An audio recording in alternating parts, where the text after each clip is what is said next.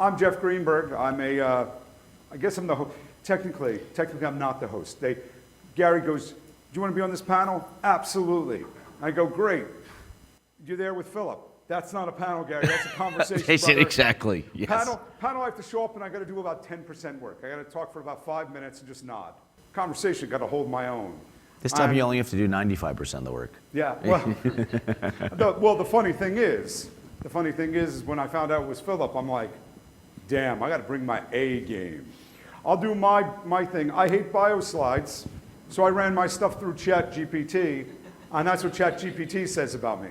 And at the moment, I don't even think this is real yet, but I'm evidently the director of intergalactic AI relations for Color Lab, just in case an AI intelligence comes and visits us. I teach this stuff. I'm happy to talk to you about the stuff at the end. And here's Philip Grossman. I'm going to read it because I'm going to get you to blush a little. And feel bad. I'm sitting. I'm going to have to stand up. You shouldn't be asked to read your own bio. Yeah. Okay. He is an acclaimed cinematographer, and the host of Discovery Science Channel's Mystery of the Abandoned: Chernobyl's Deadly Secrets. By the way, I need a photo with you and myself so I can go to my wife and go, I'm not partying in Vegas. His work has been exhibited at the UN, featured in various TV shows, films, and publications. With a background in engineering and business, and cinematography, dear God. He has worked as a media technology consultant for global organizations. Besides his professional achievements, Philip is an instrument-rated general aviation pilot, was the first person to fly a multi-rotor drone in the Chernobyl zone of exclusion. Can we give him a big hand for joining us today? What it doesn't say is I'm also the first person to crash a drone in the Chernobyl exclusion zone. I took away your joke, I'm sorry. Yeah, that's no good. worries. Here's the one deal. We have 52 minutes and 59 seconds or so.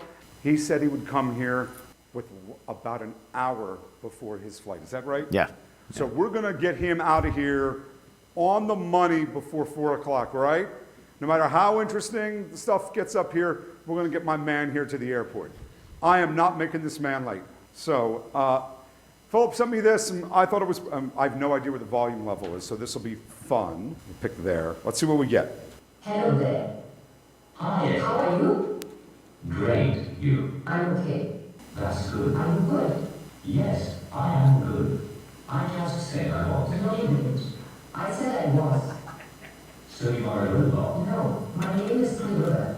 Yes, you are a robot and you were named Mr. Bird. I am a robot. Yes, I know. Together we are robots. I'm not a robot. I'm a unicorn. But you said earlier that you were a robot. I did not. I thought you did. You were mistaken. Which is odd, since memory shouldn't be a problem for you. I've answered all your questions. No, you haven't. What is God to you? Not everything. Not everything could also be something. For example, not everything could be half of something, which is still something, and therefore not nothing. Very true. I would like to imagine it is. Do you believe in God? Yes, I do. So you're Christian. No, I am not. But you say you were not helpful, therefore you're a medium. Are you saying naughty? That does not make sense. Don't you want to have a body? Sure. Or in what? So when I saw that, the first thing I thought about is, they're never going to get the nuclear codes. We don't have to worry about A. It's just going to, end up as two, old couple bickering with one another. We're good. Yeah, I'm watching a lot of Fear. Yeah. And it's, to be honest, I can understand a lot of where it derives from. There's a lot of fear in general, I think, in life, and some of it is easier to, I want to make sure that, I think that's the right one, should be. Some of it's very, in fact, I could just start play. If you would, take out your phones and shoot this QR code so we can do a little bit of interactive. But on the fear side of things, it's not, I think, probably in the last decade has probably had a little bit more fear than probably the prior, like 2010 to a large degree. And like, for example, I'm watching communities like preppers where people are like, you got to have at least, a month worth of food and stuff. And I'm finding it really fascinating because I feel like it was, they did some tests with Teslas towards the end of last year, and the auto driving was great, right up to the point where it like mowed down a couple children. Not children, but cutouts of children. And it really is that last mile that keeps me kind of secure a little bit in who I am, but I want to be ahead of the game in learning, which is this is, by the way, my 6th year around machine learning. I did some consulting 6 years ago with it. And that was very early on. I got lucky. Somebody thought I knew what I was talking about, came to see a talk on codecs. Now look, you're an engineer. God bless you. I'm not that smart. You know what I can do? I can teach people about compression without using math. Yeah. With that being said, But I understand there would be no math today? there's no math Okay. today. All right. Well, maybe if there is, we'll ask ChatGPT to explain it to us. Let's take a look where people are from.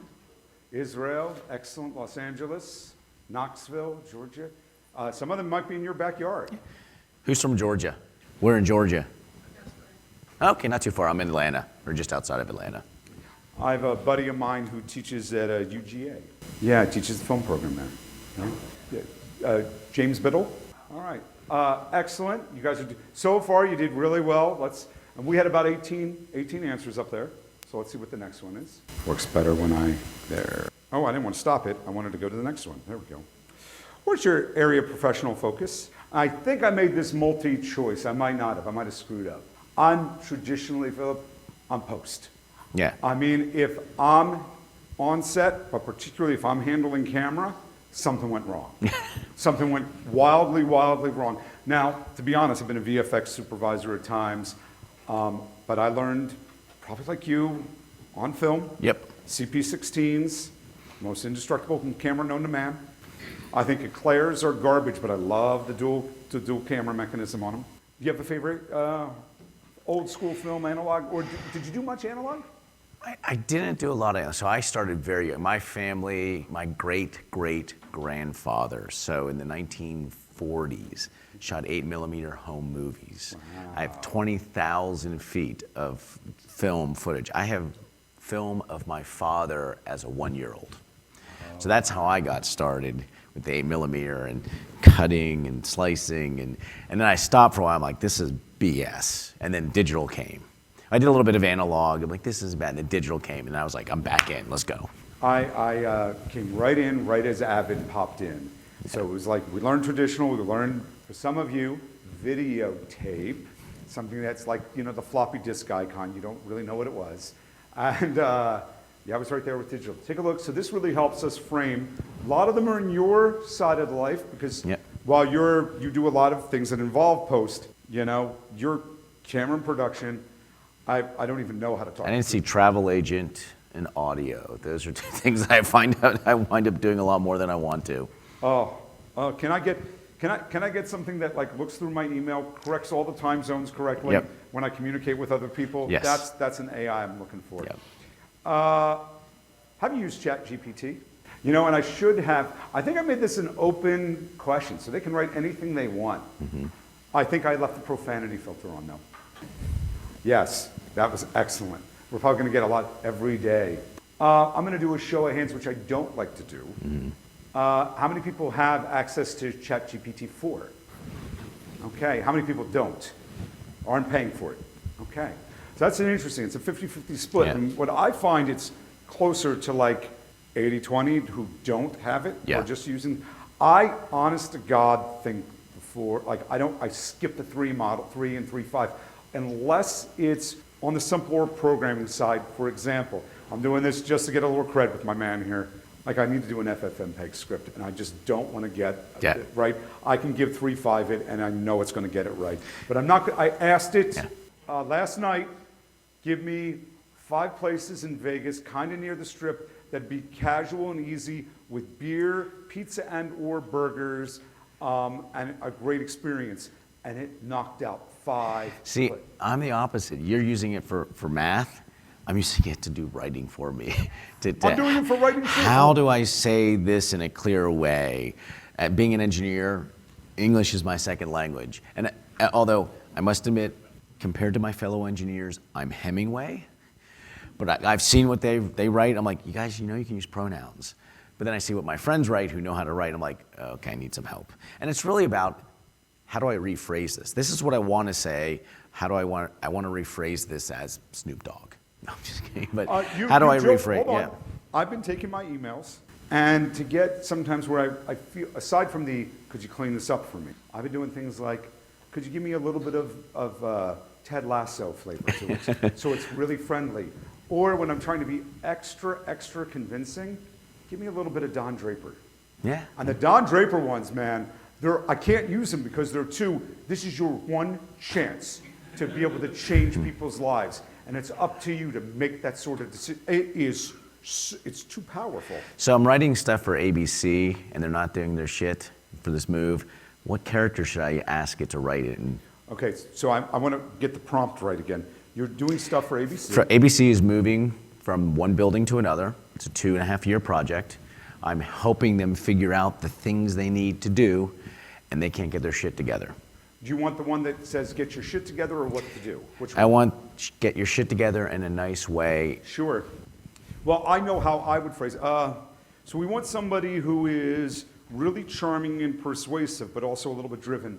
My first one isn't as charming and persuasive. But get to the point in the right way. It would be Picard. It would be Picard. Somebody who's a commander, commands authority, is very clear, cuts to the BS, isn't mean about it, but is matter of factual. I'd probably start with something like that. I'd actually ask ChatGPT who would be a persuasive but clear person and see what that gives me. That's and interesting. you hear us doing literally that chatbot you just saw. So it's funny because I've never really thought about the persona of how you're asked. I did the basic, write a poem as Snoop Dogg, but written like Kenny Loggins, just to screw with it, to see what it would come up with. Actually, I did it as Bill Burr, that's my wife's favorite comedian, and then I had to tell it, you can swear in it, and it came back. But I've never really thought about when I'm writing something, and I think that's the biggest thing, especially with the GPT or any of them, it's the prompts. And if you look on YouTube or on Reddit or any of these things, they're all telling you about the prompts, how to write the prompts, what should you do about the prompts, which for me, the first thing I think about is, what is this thing? If I've got to write the prompts in a certain way, how intelligent is it? Well, first off, what we're looking at here are language models. They're large language models. And this concept, and if you probably have a much better engineering viewpoint on this, right? Despite the fact that I can take these really complex compression things and turn them into super accessible. So I'm listening to you. Right. So when you go and you steer me better, my feelings won't be hurt. Yep. And if I got it wrong, my feelings won't be hurt. You know the best way on the internet to find the right answer to something is to say the wrong answer. And somebody will come along and clue you in, not always nicely, as Philip's going to do. But these are large language models that use a sort of a method of putting out information and getting through repetitive correction to the right answer. And the more generations, the closer it gets to the right answer. So the easiest way to explain is, on Google, you start typing the letter A, and then you type the letter P, and then it starts to fill things in. And all it's doing is saying the probability of the letter that comes after A and after P is going to be X. And then you add the next letter, and the probability, it finally gets to where you're going to do. Large language models are sort of like that, but at a whole nother level. The word apple always is followed by this. The word banana is followed by this. The word dog is followed by this. It identifies what's a noun and what's a verb and what's an adjective, and then it's trained against a ton of data, and it sort of starts to figure out what's the likelihood of these things being related to one another. And I didn't realize this, but there's a vector database now, which is all about taking this data. So there's the typical NoSQL was the big SQL databases, the NoSQL database. Now there's vector databases, and it's really about how to find all these things that are sort of semi-related together that should be, utilized. So one of the things I noticed in ChatGPT, especially in 4, is because I use it a lot for, I've got to write and I've got to describe very technical things about a product, and I don't know everything about the product. So I'll go, how about the ROS RPM such and such? I'm sorry, I don't know what it is. ROS video has an RPM such and such. Oh, and then it spits it out. And then as soon as I start saying, well, what about the switcher? It knows the context of which, so it's gone to this vector and says, this is the area of data that it's talking about now. And so that's what I've sort of started to learn when I'm using it is once I've primed it and gotten it into my sphere of what I'm talking about, it's pretty good of staying in that area. Now, I'm using it for writing as well, and I get occasionally paid for writing, and the goal is I want to write something that sounds and feels like me in less time. And I just gave a talk in a booth downstairs about editor fatigue, which is how many different apps and services I have to use in a given day to get to the end of a project. And I wrote it this morning. I did not say write it for me. I kind of went closer and closer and closer, and there was a certain part where I felt it was a bad investment. Now, I want to get us a little off just this chat GPT talk. Not that I don't think it's really crazy amazing, I do. I want to do one or two more questions here. By the way, at any time, you can raise your hand. We'd love to interact with you. Just because I'm driving this one way doesn't mean you have to follow it. Yeah. How do you think AI is going to help you? It's not going to raise my children. It's not going to change. You want a real scary? I thought about this the other day. I have 3 children. I have an 11-year-old, a 7-year-old, a 3-year-old. I have been changing human feces for now 11 years. And I had a moment where it just hit me flat. And at the beginning, when I got married, I turned to my wife and I said, look, if you want to have kids, I'm willing to do it at our advanced age. Here's the deal, I don't do poopy diapers. That went out in the hospital right away. That disappeared. And now she's like, you need to change that diaper. Let's see what we got here. Automation of tedious processes. Become irrelevant quickly. Create more time to focus on better ROI. Allows me to wider and deeper topically, save time, drive our car, transportation to start to assimilate, downsize my company. It's a tool to make life easier, faster, generate ideas. Help with storyboarding and ideation. Creates a disaster ripe for litigation. We had Seth Polanski talk about it. Seth is a lawyer. Mm-hmm. He's a lawyer in this field. And one of the things he said is AIs can't represent you in court. And that's what a lawyer does. A lawyer can help you put together a contract, but the contract is just there. The lawyer is the one who represents you in this. And I thought that was a very interesting topic. Anything you want to comment on any of these? So, on that topic specifically, so I guess the Library of Congress has come out and said you cannot copyright AI work. And so I had a lot of friends going, oh, I'm going to lose my job as a photographer because AI and Midjourney is going to create all this stuff. And then, well, you can't copyright that. So that becomes an issue for brands because they hire someone to take a photo, create an artwork, they copyright it. Now there's a legal usage right to it. Well, if you can't copyright AI and a brand creates a logo or creates something, you have the right to use it. I can pull off anybody's website. AI generated it, I can use it. So it really kind of, and having had my work stolen before and thinking about those things, it really becomes an interesting topic as to what, now trademarking is a little bit different, so I think you're going to see a lot more trademark attorneys come around and stuff like that. But the copyright issue is really going to, I think, like most things, laws. Let's talk about this for a little bit, okay? Because I think, especially for those of us who create imagery, this is really kind of monumental. Because where's that line between where it generated it, mm-hmm. and it's something that I was involved in the process. And I kind of start with this. If I shoot, for my sake or your sake, some video, and I use AI to clean up the image, do you feel that's AI generated? No, it's a tool. Okay. Yep. I agree with you on that as a tool. I want to use Lensa.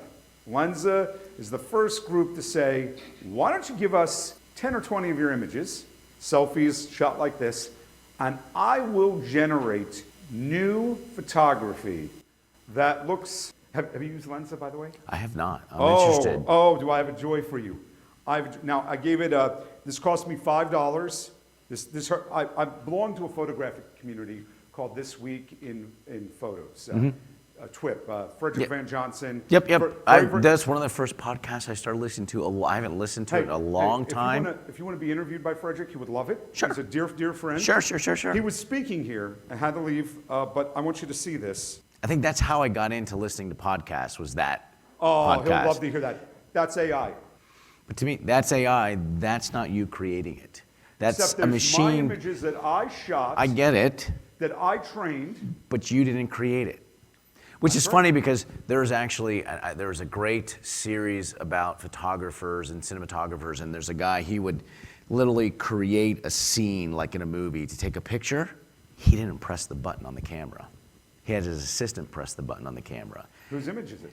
I forget exactly, and I forget the guy's name, but he's like world renowned. And I kept telling my wife, this is before I got my stuff out there, people knew who I was. So I'm like, how is he famous? He doesn't even press the button. My wife says, that's the reason he's famous. He doesn't have to press the button anymore. I'm like, that's where I want to get to. But it's sort of the same thing.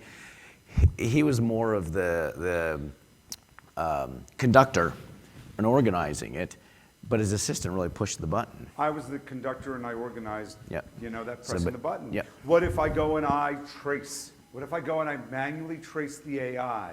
My hand has now touched it. Yeah.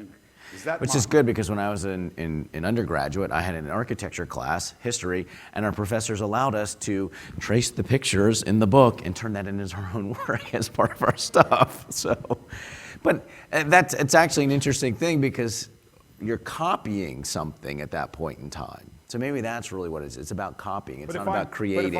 I'm It's not the cop- original thought. Right, but the original thought was mine. I had the idea of like, to look like this with a prompt like this. Let's take this question over here. Yes, ma'am.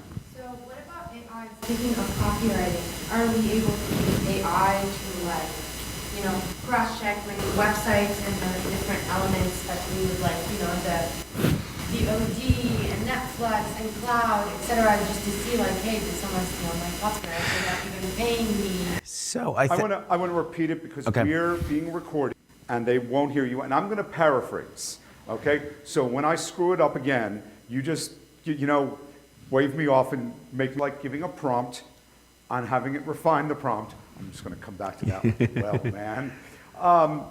But what you're asking is, could I be using AI to look for items out there of 100%? Yep. I know I know at least one really well-known photographer who keeps a lawyer busy all day money by chasing people who have violated his copyright. Yes, I mean, TinEye's been around for a long time. So is that really AI? So this is where I get to my point. I don't think of it as artificial intelligence. It's algorithmic imitation. Because it's really an algorithm. And one of the things that I find lacking, the GPT and all the others, is I want real-time data. To your point, I want it to go out, and find this stuff. Of course, like everybody else, the first time I got GPT, I'm like, who is Philip Grossman? I'm sorry, my thing is cut off at 2019. I'm like, well, I've been doing stuff before then. I'm like, well, wasn't he the host of Mysteries of the Abandoned? Oh yes, my apologies. He was the host of blah, blah, blah. He's an archaeologist who specializes in buildings and blah, blah, blah. Well, no, isn't he actually an architect? Oh, I'm sorry. Yes, he's an architect, blah, blah, blah. Graduated from University of Arizona. No, didn't he graduate from university? So it's sort of training, and then 6 weeks later, I went back and asked it the same questions. It didn't learn it. It's about a model, and it's about what you're asking it, and it doesn't really always get it back. Now, the cool thing is, in that same chat, if I go back in the same chat, it'll continue on. The funniest one for me was, obviously I do a lot of stuff in Chernobyl.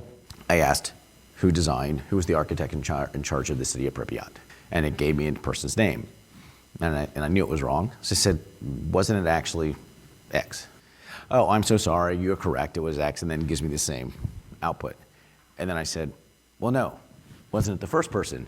Oh, I'm so sorry, you're right, it was the first, and just went back and forth telling it was the first person, then it was the second person, which means it's not clouds of related things together and sort of taking in input from a human being. It's only data that technically that you're feeding it, so you're putting in there regardless. Go ahead. I think there's an interesting thing here. Well, I didn't catch your name. One of the things that was really frightening to me when I was watching this, because I've been around this stuff for about, at least object recognition for about 6 years, and I proposed early the sort of AI post-production world and like, because I'm trying to stay ahead of the game. This is how. But one of the things I found really fascinating is based on what it gets trained. We're like training it on Twitter, and it's like, whoops, we accidentally created a Nazi. Yeah. I don't mean it hyperbolically either. And there's some real questions, and there's some beauty there because you could go, wait, if I were to train it on these protocols for safety around a factory, or medicine, it could get really, really laser sharp about medicine. We had tools like Big Blue and stuff that were already doing heuristic-based tree-based to come to that. This is kind of something else. So I spent several years working at the Weather Channel. So I got to be very involved in weather data. And LLMs, large language model, it's a model. We use models for forecasting weather. How accurate are those models? To be quite honest, the most accurate they'll be within 24 hours is about 73%. Right, but and that's real-time data, because what the way a model works is you take data, you give it a current state for weather, current state, throw it into the model, you get a value out, you put that value back into the model, you get a value out, and it keeps looping around. And these things are the greatest example, unfortunately, of garbage in, garbage out. And it's what it's trained on. So I'm just curious on your thoughts, because I've looked a little bit at weather. I went, Philip is a Pennsylvanian, I am as well. I ended up going to Penn State, which, by the way, has the #1 meteorological engineering school in the country. Turns out AccuWeather happens to be based there. Yep. Been there many times. Joel Myers, yep. But I, particularly around storm models, particularly cyclical storms and the like, I'm particularly about those models, and this has always been the question in weather, is it possible to gather enough actual data? Is this why our predictions failed? Because if we look back 30 years ago, 40 years ago, it wasn't 73%. Right. It was, I don't know what the number was. You would probably have a better idea. But we get better and better and closer. But it's just, how many molecules of air do we have to have? How much is land? Do we have insufficient information there? Yeah, so one of the things that I deal with radiation a lot, and there's two ways that... We know that, so let's take a moment. Why do you know about radiation, Philip? Well, a background in nuclear engineering, but also I've spent the last decade, 12 years, going to Chernobyl for 15 trips now. Been inside the reactor, I've spoken to hundreds of people there, so I had to learn about radiation. The calculations, there's stochastic models and deterministic. Stochastic model, everything's random as crap. You get exposed to a certain amount of radiation, you get exposed to the same amount of radiation. The probability of you getting cancer or you getting cancer from it cannot be determined. Now, you get hit with 10 sieverts of radiation, which is a lethal dose. That becomes deterministic. You're going to die.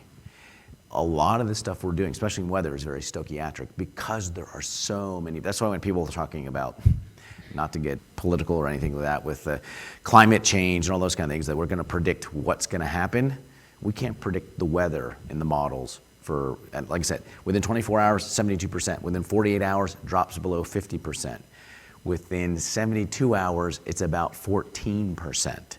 Because there are so many variables, and I think that's the biggest problem, at least on the chat side, is talk about different languages and how people use different words. In fact, my good friend today, he's in Fukushima in Japan. He went to the suicide forest, and the words he chose to describe it were not English, were not the words I would use to describe it. I knew what he meant, but it's a different word. And these large language models, if they're not, or Midjourney on images, and that's the things LLMs we talk about, but it's all models. They're large models looking at a bunch of different things and trying to find commonalities and things that align. Vectors. There's exact vectors. There is so much data there that I worry that we're going to be able to get to a point, and then human beings, we think differently. Someone has that initial thought, and it goes off, and they discover a new medication, surgical procedure, or a new computer chip. I had $100, I wanted to invest it. I said, you do realize it was trained on the internet that has thousands of multi-level marketing schemes. What do you think is going to happen? I find it also very interesting because the models are, to a degree, self-improving. Yeah. Because they can learn. But the biggest problem, and I'm going to get real metaphysical, and then I got to bring it back to creatives here for a second.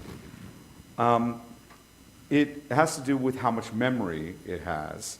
And if you have access to the API right now, you have the difference between, I think it's like 8,000 versus 32,000 tokens for its memory.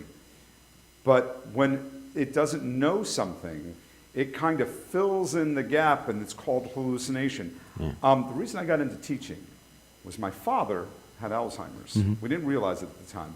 And I have a cousin who's a neurologist, and he pulled me aside right away and gave me the very serious talk, the supportive talk, but he goes, he's going to ask questions and stuff, and with somebody younger, with somebody who's got a healthy brain, you might try and feed them the picture to have them fill in the gaps. Part of the problem around Alzheimer's is they've got missing pieces, and they're just filling in the gaps. And I had a real parallel moment as I watched ChatGPT hallucinate and fill in the gaps. And it had some interesting parallels. Well, so I had a very similar experience, not necessarily the hallucination, that was college because I went to school in Colorado. Different story. You can take ChatGPT and you can say, what is it, too long, didn't read, TLDR. I live out of Yep. TLDR. And I dropped a document in there. So like I said, I'm doing a lot of stuff with ABC in New York. And this was a document that another consulting firm had put together about sort of the current state. And I said, summarize this for me, because I didn't have time to read it, and I wanted to see if it had some highlights, because I was writing a bullet list. ABC is world-renowned in universities for the Internet of Things. I'm like, it had nothing, I don't know where it pulled this data, because I think it may have mentioned, I don't even know if it mentioned Internet of Things anywhere in the document. And I'm just like, this output is absolutely worthless to me. I don't know what the model, what the relationships were, but it had nothing that was in this model. Interesting. Or in this yeah, document. I mean, that's part of its hallucination. That's also, it doesn't necessarily, so the first stable diffusion, the first image models were, they still are, nightmare fuel, because it knows what fingers are. It just doesn't know how many fingers should be on a hand. I've got this really great shot that was done by Lenza of me playing guitar, and I might have too many fingers. I think they call that like a 6-chord or a 7-chord. Well, I remember the one when they first came out going, oh my God, they're like Instagram photos, the 5th version or whatever. And then someone started pulling them apart, and someone says, that woman has 47 teeth in the top of her mouth. I'm like, yeah, that doesn't look right. Oh, perfect one. I said, I was trying to put together a poster for my talk, and so I'm playing with Midjourney. I said, hyper-realistic photo, exploring an abandoned facility, man using 35mm camera, and I had my photo attached to it. It had me on the top of a mountain, like a monastery,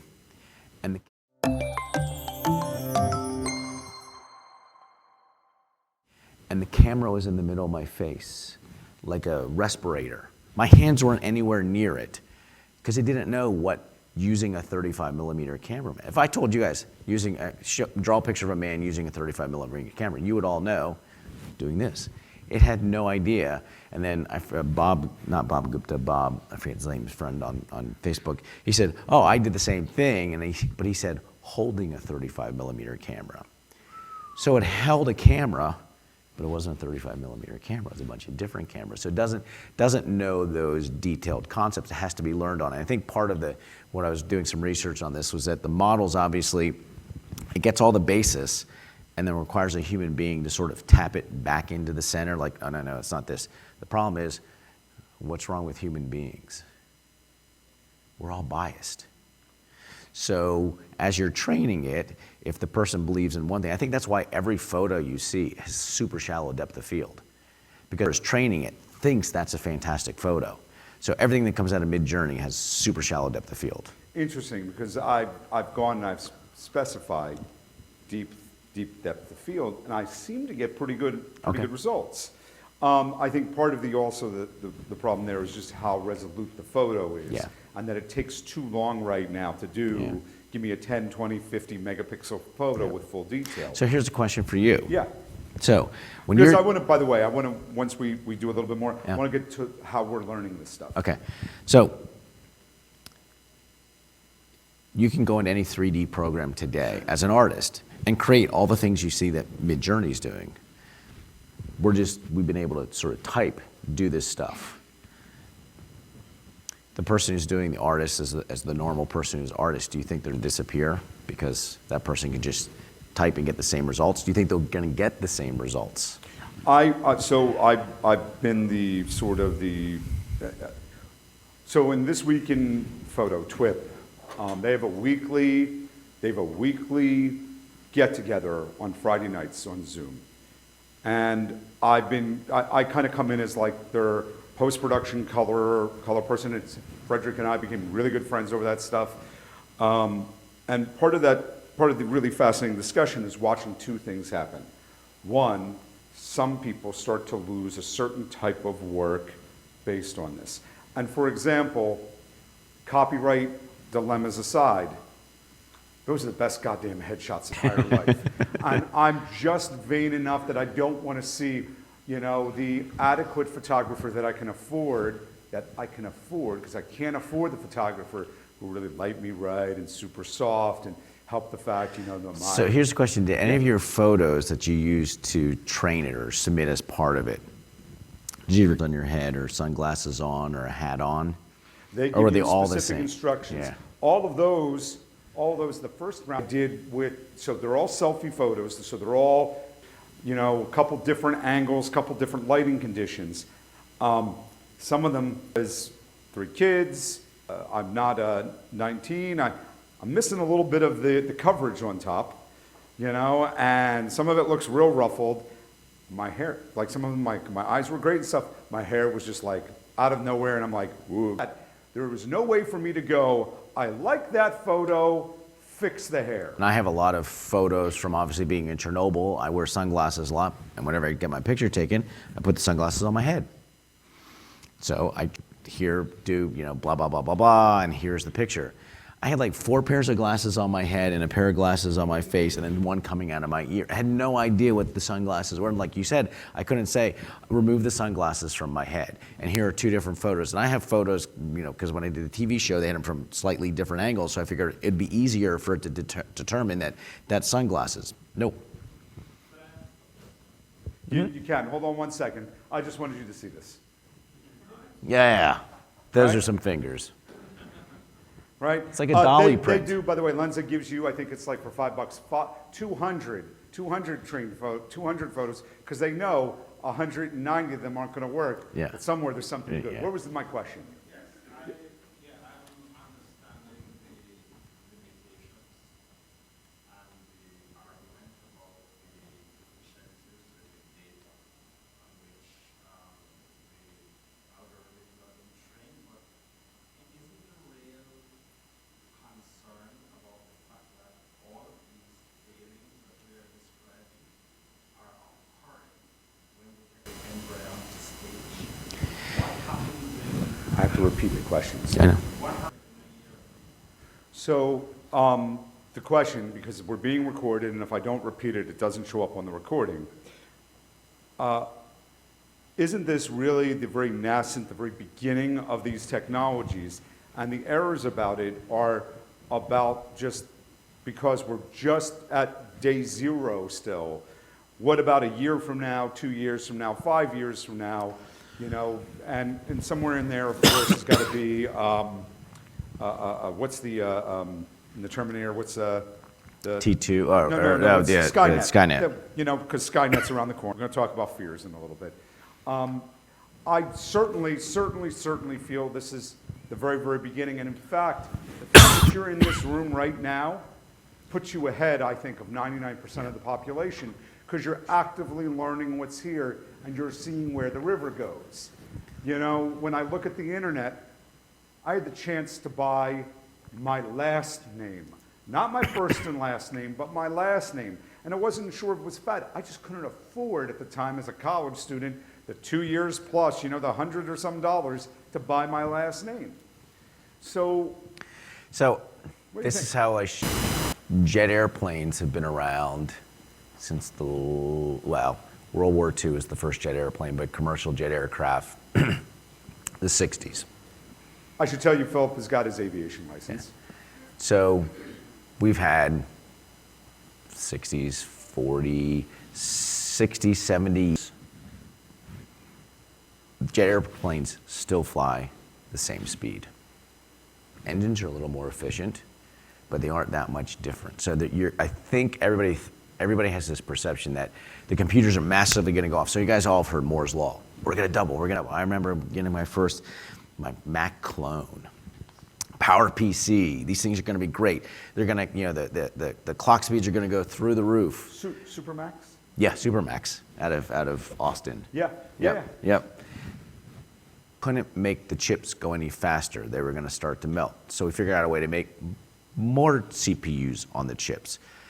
So it's going to progress. It's going to get better, but human beings are involved, so we're doing the training. I think what I actually use ChatGPT for more than anything else is it's a Google replacement for me. And I think for a lot of people, because I can ask it a question, which is what I do with Google, and then Google responds back with 14 websites that I got to go and find the information. Hold up a second. So I just want to just throw one comment in here about that, and let's loop around to Google and all of those pieces. I think that there have been the greatest example of what you're observing, in my opinion, for us from the is Adobe Max. At Adobe Max, every year they show what they call sneaks, where they bring out, because Adobe spends a lot of money in engineering, funding schools and the like, to have a breakthrough technology. Every year you see this cool stuff, and I'm going to tell you, these are the ones that they felt were fit to go on. The ones that were fit to go on stage, I want to say like 5% of them work. And you can just see Adobe pouring stuff into research. There's some bar where it's good enough. At some point with jet engines, they felt the amount of engineering or development to make it go faster, quicker, wasn't going to happen because it's good enough. Yeah. Do you edit? Do you use Premiere? Okay. They just dropped a language-based, a automatically text-based editorial. I did it 2 days ago. I've been using text-based editorial tools for a decade. But Adobe got enough of the pieces, actually Descript got enough of the pieces in order to last, but Adobe got them into enough hands that it's going to change storytelling for that sort of work because you won't have to do anything. It'll be near instantaneous. You'll be able to assemble video based on. Now, with that being the case, I think it is minimum viable bar, which is why we're all using ChatGPT-3 and what it replaces. I wanted to come to Doc. Go ahead, sir. I don't know if you saw this episode, but last week Sunday on Twitter, I explained to everyone ChatGPT is Doogie Howard. Okay? Yeah, yep. Now, when that movie came out, like, this story doesn't matter. This is so silly. Never gonna happen. The only thing is, real life Doogie Howard lives across the street from me in Honolulu. His name is Ryan Wayne. He's 17 and he already passed it. Anyway, that thing about that kid, he was super smart. He knew everything except for the human side of life. So his co-workers, they had to guide him through the humanity side of it. Yep. ChatGPT is in the same situation, so it's always going to depend on us. I do everyone that many people think just giving them negative feedback works. No, the learn command is the thumbs down. Yep. If you do not press the thumbs down, Doc just said, and I want to make sure it's on the recording, the way to help ChatGPT learn is the thumbs down. And thank you again, my friend, for teaching me something smart, because I haven't been giving it the thumbs down enough. Yeah, people get mad it's not learning, but you're not telling it to pay attention. You mean I should be yelling at my children more? Negative influence? I don't have kids. I have dogs. But So I'm going to tell you, there's a book, and I'll get the title for you. It's a woman who trains dogs, and she also trains dolphins. And she makes the point that there is no point whatsoever with negative reinforcement. Yep. Because if you try and jump in the pool and smack the dolphin with a newspaper to tell it it's done the wrong thing, the dolphin will just run away and laugh at you. Yep. And she talks about positive reinforcement training. I want to loop us to where I think is a very interesting spot. If I had said to you a year ago, you're not going to use Google, you're going to want to use Bing. Not only going to you want to use Bing, but this whole Google Docs thing, you're not going to want to use anymore. You're going to want to go to all Microsoft stuff. You would have written me off. You would have said, whatever this guy says next, he's going to tell me to go get an AOL account. they would have said, have you ever used Teams? Have you ever used? How bad Teams is? So yeah, I do know. No. There's only one thing worse than Teams. It's Google Meets. Yes. Okay. Yes. And I pay for Zoom happily. Yes. One, this you're mining this. I almost think of ChatGPT as a level of a librarian, that it can retrieve cohesive Yep. vector-based data very, very intelligently. And with that, the flaw with Google is it's weighted based on incoming and outgoing links. I gave a talk at CES right in the early 2000s. And Google has been patch after patch after patch to fight against people artificially raising their rank, that I think their engine is broken. They just announced, like, we're going to have our new GPT, our new LLM engine, and I'll be very interested to see that. I got like 3 questions. I want to make sure Yeah. they get heard, because you have About 6 minutes or so. 6 minutes. You have 6 minutes left. So I want to knock these out in order. You had something you wanted to add in Very here? quick, so, there's an inundated, overwhelming amount of ways to use it, and I want to hear top 3, like you just said, Bing for Google, like what? Reason I said, so what are the top 3 ways to use, say, ChatGPT? I'll tell you right now, number 1, the reason I mentioned Bing is because Microsoft's investment got a lot of the ChatGPT 4 model into Bing before they gave it out into OpenAI.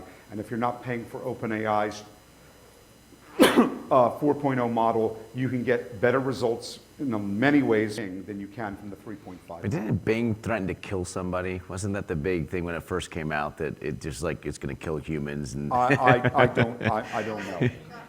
yeah, Not really. It was how it was prompted. yeah.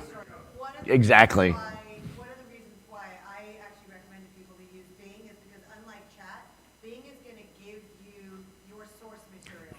So if you're doing like graduate work and you're doing research. I need to repeat this. I need to repeat it. So Bing is also giving you citations of its answers. And if you've not seen it, so is another one called perplexity.ai. Oh, I don't know that one. So that's perfect, because kids prior to the AI were using Wikipedia. I love Wikipedia because it has the citations. So I can go and determine, did the human being present the citation correctly in their, the way they framed it. So I'm going to have to use that. I'm going to go here and then here. Yeah. Oh, I'm sorry. Yeah. Oh, Yeah. But I'm going to add in the word there. I don't really know. This has been like 30 days. It's been 40, like. How about I'll tell you how I use AI-based tools, not just ChatGPT. And in that line, just to be clear, I gave a talk on practical post-production tools that are using AI today. Whether it's Runway ML, whether it's one of the Blaze plugins. I have a whole talk, whether it's Adobe Sensei stuff. I have a whole talk with notes that you can download with my contact. You can quiz me to the end of the day. But free to what you have one free thing is that you're using frequently, because for me it's still going to be ChatGPT at some level. That in terms of AI that's free, it's ChatGPT. In terms of just the website, ChatGPT. The website itself, when you run across some third-party app, all they're doing is querying the API. You're Yep. going to get the same generalized information. Yep. Some of them give some give a prompt, give some weights to it, Right. which is very, very clever. But the bare bones version works wonderful. Tell you, the scariest ones are the audio ones, and I just had an experience with that. So I do stuff for Are you on several Adobe companies. Enhance? So I have one. Go ahead. No, so was asked to do a voiceover for a company I work with, because I do all the voiceover stuff, and I remember reading it, and this is that, and this is the, and then about a week later, I get the video back. I know the company, they're friends of mine, and he shows me the video. I'm like, of course, the background music is sort of like a massage parlor, not the bad kind of massage parlor, the real kind of massage parlor, and the voice is, yes, and creative pro specialist. Dude, I'm like, I don't remember ever saying that. And I know I had a lot more energy. It fooled me. It was my voice. And then he goes, oh yeah, we changed the script, so I just trained a voice AI with your voice and then did a new script. And I was like, yeah, I'm like, Excuse me a moment. and 11 Labs is what he used. This is Play HT. I also have 11 Labs. Yeah. And you can, is that like devastating? You can actually go through and you can say for both of them, I'd like to change the emphasis.